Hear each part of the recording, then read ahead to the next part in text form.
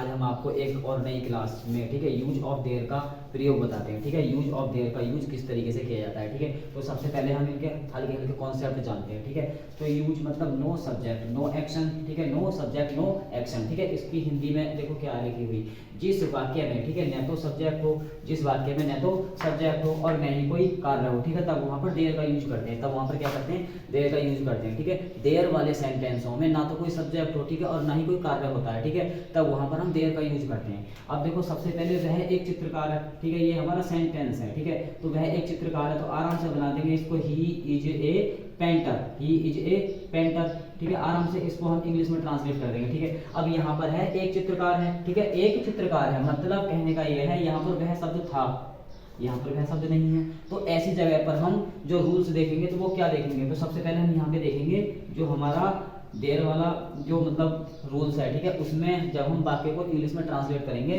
तब यहाँ पर हमारा एक क्रम होता है। ठीक है, there plus verb to be क्या होगा, इज एम आर, ठीक है, वाज या वर्ब प्लस नाउन। ठीक है,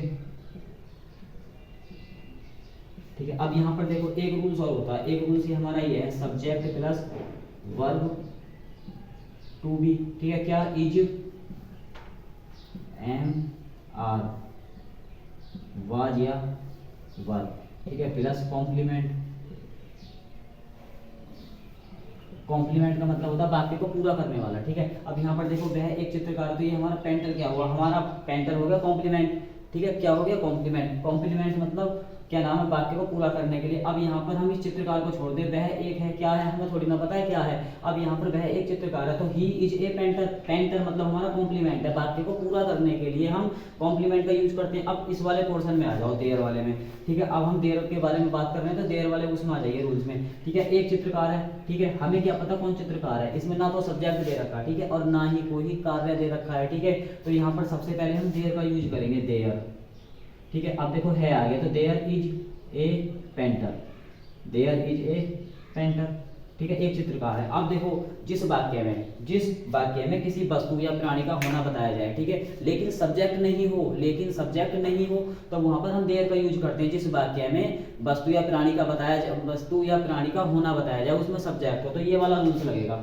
ठीक है, ये वाला रूल्स लगेगा। जिस वाक्य में, ठीक है, वस्तु या प्राणी के साथ साथ, ठीक है, उस स्थान का भी पता बताया जाए, ठीक है, तो वहां पर भी देयर का यूज होगा, लेकिन वहां पर भी सब्जेक्ट नहीं होना चाहिए और ना ही कोई कार्य हो। जैसे कि यह लड़की कमरे में है, तो इसको जब हम इंग्लिश में ट्रांसलेट करेंगे तो this girl is in the room. देखो इस वाले रूल्स के अनुसार बना दिया। सब्जेक्ट हमारा यह है, लड़की है हमारा मतलब वर्ब टू बी, और इन द रूम हमारा कॉम्प्लीमेंट, वाक्य को पूरा करने के लिए कॉम्प्लीमेंट का यूज हो गया। इसके बाद कमरे में कोई है, मतलब कहने का यह है कि यहाँ पर सब्जेक्ट होना चाहिए, वो सब्जेक्ट नहीं है। जब सब्जेक्ट नहीं है तो हमारा किस चीज का रूल्स आएगा, देयर का आएगा। तो यहाँ पर क्या लगा देंगे, देयर, ठीक है, इज समवन, ठीक है, इन द रूम, कमरे में कोई है। ठीक है, यहाँ पर क्या नाम है, देखो कोई है, ठीक है, कहाँ, कमरे में एक स्थान हो गया। ठीक है, कमरे में एक स्थान हो गया, तो इन द रूम। ठीक है, लेकिन यहाँ पर देखो सब्जेक्ट नहीं आया, देयर आ गया। ठीक है, अब इसके बाद हम चार पांच सेंटेंस बनाएंगे। ठीक है, उसको ध्यान से देखेंगे। ठीक है,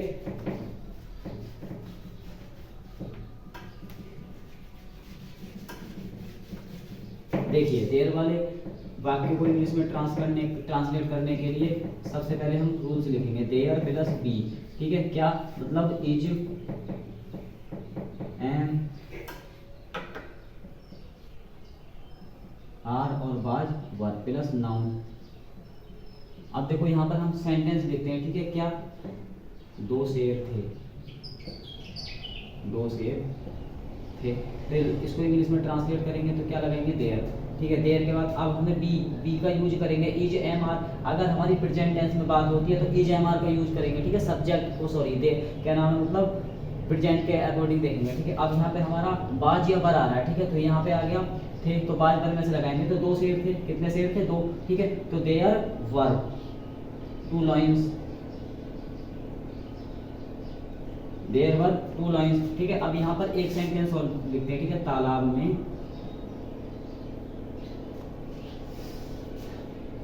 तालाब में पानी है, ठीक है, तालाब में पानी है। तो देखो there is water in pond, there is water, ठीक है, इन पॉन्ड, तालाब में पानी है, ठीक है। इसके बाद जब हम एक सेंटेंस और लिखेंगे, देखो क्या है, एक बार एक लोमड़ी थी,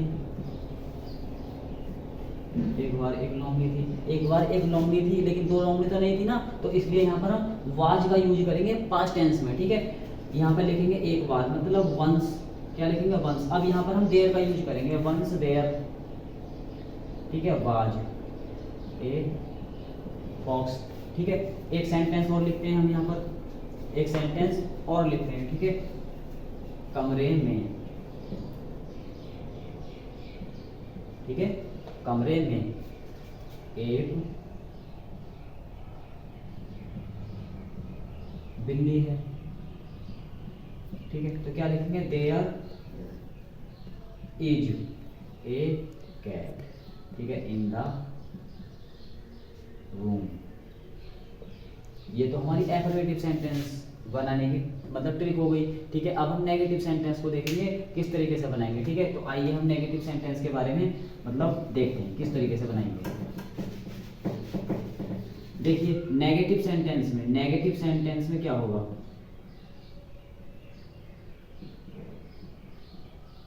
नेगेटिव सेंटेंस में हमारा जो रूल्स है वो यही रहेगा, नेगेटिव सेंटेंस में हमारा जो रूल्स है वो यही रहेगा, सिर्फ हमारा एक चीज मतलब जो क्या होता है, जो नॉट लगाते हैं ना उसको यहाँ पर हम ऐड कर देंगे, लेकिन यहाँ पे नो या नॉट प्लस नाउन।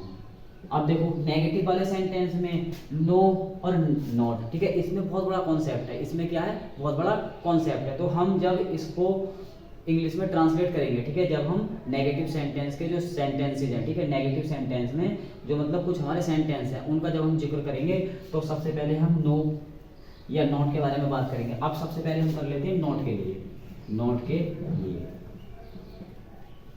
ठीक है। तो नॉट के लिए हम जब हम जिक्र करेंगे जिस वाक्य में नाउन की क्या बताई जाए, जिस वाक्य में नाउन की संख्या बताई जाए, ठीक है, तब हम वहां पर नॉट का यूज करेंगे। किस चीज का यूज करेंगे, नॉट का यूज करेंगे। जिस वाक्य में मतलब जो हमारा हिंदी में मतलब जब हमारा हिंदी में जो कोई सेंटेंस दे रखा है, ठीक है, उसमें वहां पर अगर हमारी नाउन मतलब जब वहां पर क्या नाम है संख्या बताई जाए, ठीक है, यदि किसी वाक्य में नाउन की संख्या बताई जाए तो हम नॉट का यूज करेंगे। जैसे कि कमरे में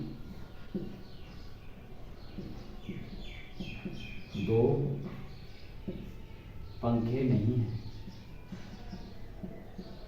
कमरे में दो पंखे नहीं है, ठीक है। या फिर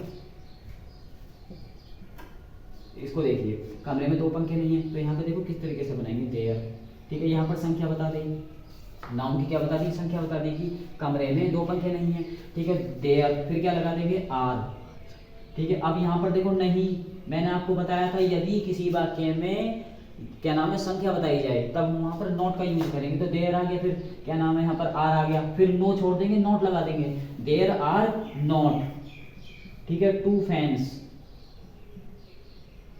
दो पंखे नहीं है, दो पंखे नहीं है, किस जगह पर नहीं है मतलब स्थान की बात पूछता है, ठीक है, दो पंखे नहीं है, कहाँ नहीं है, कमरे में, ठीक है। तो there are not two fans in the room, कमरे में दो पंखे नहीं है। अब हम एक सेंटेंस और लिखेंगे, ठीक है, क्या, स्कूल में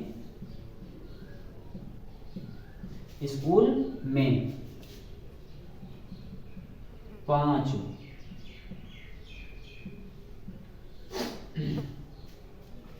अध्यापक नहीं, स्कूल में 5 अध्यापक नहीं है, यहाँ पर भी संख्या बता दें, अध्यापक नहीं है, कितने नहीं है, 5, ठीक है। तो इसको भी जब हम इंग्लिश में ट्रांसलेट करेंगे तो हमारा ये किराम है, ये जब हम इंग्लिश में ट्रांसलेट करेंगे देर वाले सेंटेंस होगा तो अब यहाँ पर हमारा ये जो रूल्स है ना इसका ही यूज होगा, ठीक है। तो स्कूल में 5 अध्यापक नहीं है तो सबसे पहले लगाएंगे देयर, फिर क्या लगाएंगे आर, फिर लगा देंगे नॉट, नॉट स्पेस लगेगा क्योंकि अध्यापकों की संख्या कितनी है 5। हमें ये मतलब नहीं, हमें ये चीज़ नहीं देखनी कि मतलब अध्यापक क्यों नहीं है, हमें ये देखनी है कि हमें ये देखना है कि अध्यापकों की संख्या कितनी है और वो हैं या नहीं, इस चीज़ से मतलब नहीं है। अध्यापकों की संख्या से मतलब है तो देयर आर नॉट, ठीक है, 5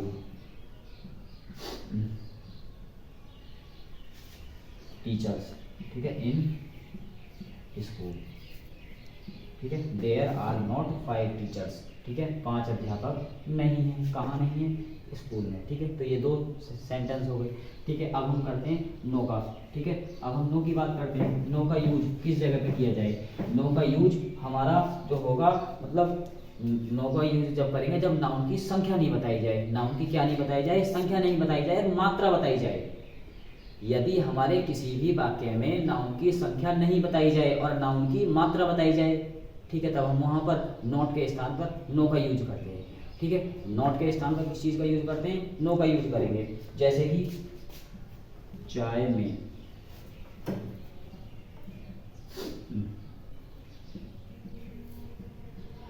चीनी नहीं है।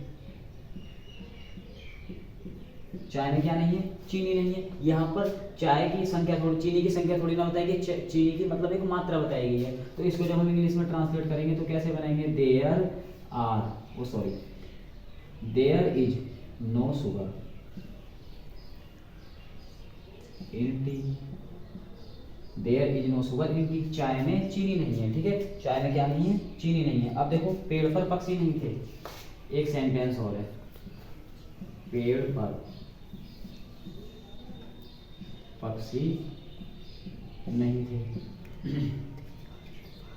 तो इसको जब हम इंग्लिश में ट्रांसलेट करेंगे, ठीक है, पेड़ पर पक्षी नहीं थे, तो there were no birds, there were no birds in the tree, मतलब इन द ट्री, ठीक है। ये हमारा नो का यूज हो गया। क्या हो गया? नो का यूज। अब एक सेंटेंस और देखते हैं।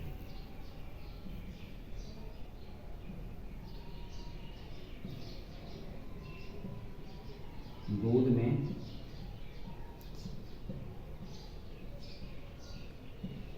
चीनी नहीं थी, ठीक है। तो इसको हम जब इंग्लिश में ट्रांसलेट करेंगे तो there was no sugar, there was no sugar, ठीक है, इन मिल्क। जब हम यहाँ पर किसी मात्रा का जिक्र करते हैं तो नो का यूज करते हैं, ठीक है। किस चीज़ का यूज करते हैं? नो का यूज करते हैं। अब हम इंटेरोगेटिव सेंटेंस की बात करेंगे, ठीक है। इंटेरोगेटिव सेंटेंस में क्या होगा? इंटेरोगेटिव सेंटेंस में कुछ नहीं करना। इंटेरोगेटिव सेंटेंस में ये वाली जो वर्ब होती है ना, ये हमारी स्टार्टिंग में आ जाती है, देयर से पहले। कहाँ पे आ जाती है? देयर से पहले स्टार्टिंग में आ जाती है। तो यहाँ पर हम अब इसके बारे में जानेंगे। इंटरोगेटिव सेंटेंस बनाने के लिए जो हमारा रूल्स होता है ना, उसको किस तरीके से हम यहाँ पर फॉलो करते हैं। तो सबसे पहले हमारा यहाँ पर आएगा बी, मतलब इज, एम और आर, या फिर वाज या वर्ब। इसके बाद आ जाएगा प्लस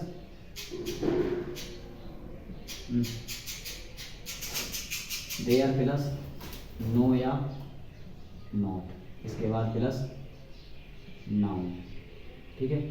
अब यहाँ पर हम कुछ सेंटेंस देखते हैं, ठीक है, जिनका यूज हम इंटरोगेटिव सेंटेंस में जो वर्ब है ना, इनके सहारे से कैसे करेंगे। यहाँ पे लिखेंगे क्या, ठीक है, कमरे में, ठीक है, क्या कमरे में चूहा था, ठीक है। अब यहाँ पर हमें सबसे पहले is, am, are, was verb का यूज करना है प्रेजेंट और पास्ट की जो वर्ब होती हैं उनको देखकर। यहाँ पर है चूहा, मतलब चूहा था, क्या कमरे में चूहा था। तो सबसे पहले कमरे में चूहा था मतलब चूहे नहीं थे, यहाँ पर सिर्फ चूहा था, ठीक। तो इस था की वजह से हम यहाँ पर वाज लगा देंगे। क्या लगा देंगे? वाज, ठीक है, वाज। इसके बाद हम देयर का यूज कर देंगे, वाज देयर, ठीक है। क्या लगा देंगे? वाज देयर ए रैट, ठीक है, इन द रूम, ठीक है। यहाँ पर हम क्वेश्चन मार्क का ध्यान देंगे। एक सेंटेंस और लिखते हैं हम यहाँ पर, क्या मैदान में, ठीक है, कोई है, क्या मैदान में कोई है। तो जब हम इसको इंग्लिश में ट्रांसलेट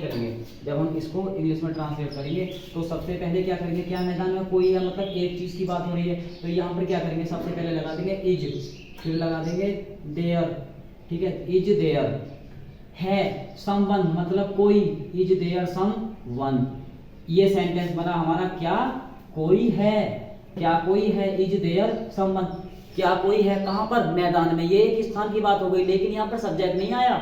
जिस वाक्य में अगर हमारा कोई सब्जेक्ट नहीं हो, स्थान का जिक्र हो, ठीक, तब हम वहां पर देयर का यूज करते हैं, ठीक है। Is there someone in the field, ठीक है। अब इसके बाद इंटरोगेटिव का, जो ये तो हो गया हमारा इंटरोगेटिव सेंटेंस का फर्स्ट टाइप, कौन सा टाइप हो गया, फर्स्ट टाइप। अब हम सेकंड टाइप का यूज करेंगे, ठीक है। सेकंड टाइप का यूज हम किस तरीके से, मतलब कैसे करते हैं, ठीक है। तो सबसे पहले हम सेकंड टाइप के बारे में जो रूल्स होता है ना, जैसे हमने इंटरोगेटिव सेंटेंस के फर्स्ट टाइप बनाने का जो रूल्स देखा, अब हम सेकंड टाइप का रूल्स बनाएंगे, ठीक है। जब हम सेकंड टाइप्स के जो मतलब जो सेंटेंस है उनको बनाएंगे, तो सेकंड टाइप, देखिए अब हम सेकंड टाइप की बात करेंगे, किसकी, सेकंड टाइप के लिए हमें क्या करना है, सेकंड टाइप के लिए हमारा यहाँ पर क्वेश्चन वर्ड, ठीक है, प्लस सेम, ठीक है, रूल, सेम रूल, मतलब ये जो यहाँ से यहाँ तक का जो रूल्स है ना, वो यहाँ पर हम फॉलो कर देंगे, ठीक है। अब हम यहाँ पर सेकंड टाइप के जो सेंटेंस हम देखो किस तरीके से देखेंगे, ठीक है। अब यहाँ पर जब हम सेंटेंस देखेंगे तो यहाँ पे देखो क्या है, इस तालाब में पानी, ठीक है, क्यों नहीं है, ठीक है। सबसे पहले क्वेश्चन वर्ड आ गया क्यों, तो क्यों लगा देंगे, ठीक है। भाई के बाद देखो हम क्या लगा देंगे, इज, फिर लगा देंगे देयर। देखो यहाँ पर इस तालाब में पानी क्यों नहीं है, यहाँ पर फिर नॉट आ गया, सॉरी नहीं आ गया। अब हम यहाँ पर देखो किसी भी चीज को हम, मतलब किसी भी चीज की अगर हम संख्या बता सकते हैं, किसी भी चीज की संख्या बता सकते हैं, जैसे कि इस कमरे में 2 अध्यापक क्यों हैं, इस क्या नाम है बाग में 5 लड़के क्यों हैं, क्यों नहीं हैं, ठीक है, मतलब इस बाग में 5 लड़के क्यों नहीं हैं, ठीक है। इस जगह पर, ठीक है, 10 लोग क्यों नहीं हैं, यहाँ पर संख्या बताई जा रही है। और यहाँ पर इस तालाब में पानी क्यों नहीं है, पानी भी एक मात्रा के हिसाब से होता है, जिस तरीके से मतलब दूध की मतलब जो मात्राएं होती है ना, उनके हिसाब से यहाँ पर भी पानी की एक मात्रा है। तो भाई इज देयर, यहाँ लगा देंगे नो वाटर, भाई इज देयर, मतलब भाई is there no water in this pond, एक सेंटेंस और देखते हैं हम, ठीक है। इस सेंटेंस मतलब इस वाले रूल्स में एक सेंटेंस और देखते हैं, क्या है, इस बाग में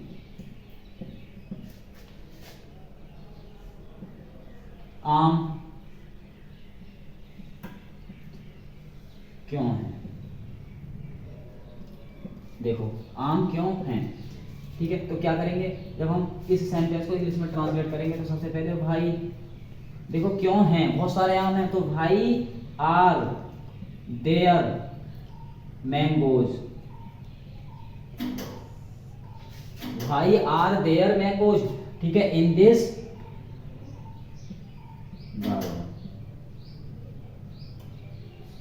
ठीक है। ये हमारा सेकंड टाइप का रूल्स है। उम्मीद करता हूँ आपको ये मेरी क्लास समझ में आई होगी, ठीक है। अब हम अगली क्लास के साथ मिलते हैं, ठीक है। अगली क्लास के साथ मिलते हैं, यू मतलब प्रेजेंट इंडेफिनिट टेंस के साथ। तब तक आप बने रहिए।